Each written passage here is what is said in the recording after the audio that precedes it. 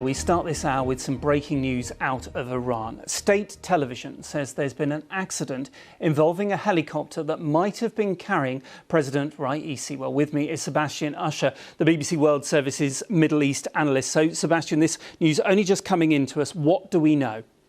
Well, we're getting information from various Iranian sources, the semi-official news agencies, that provide, a pretty good understanding of what happens in Iran, but isn't necessarily with full official confirmation. So what we've heard is that the President Raisi was travelling in a convoy.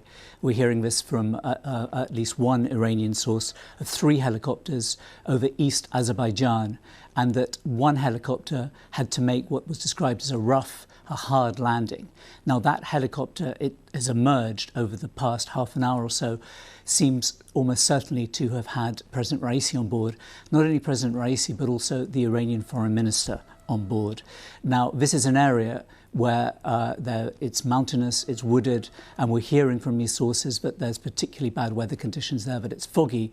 So a major rescue operation is underway, as you'd expect, but at the moment there's no clarity about what has happened to this helicopter. 2 of the helicopters, on at least one Iranian source, are reported to have arrived safely at their destination. So there is obviously huge speculation that's going on.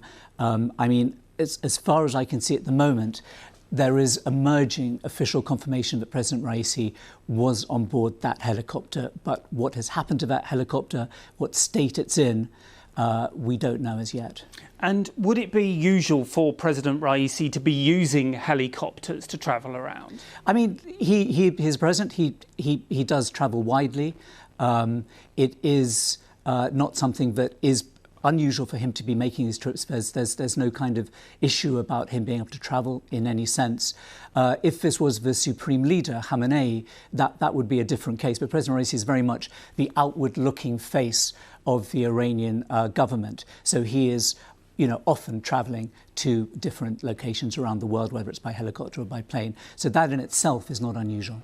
Sebastian Usher, thank you very much for the latest. And of course, if there are any developments, we will bring them to you on that breaking story here on BBC News. And you can get more on that on the BBC News website.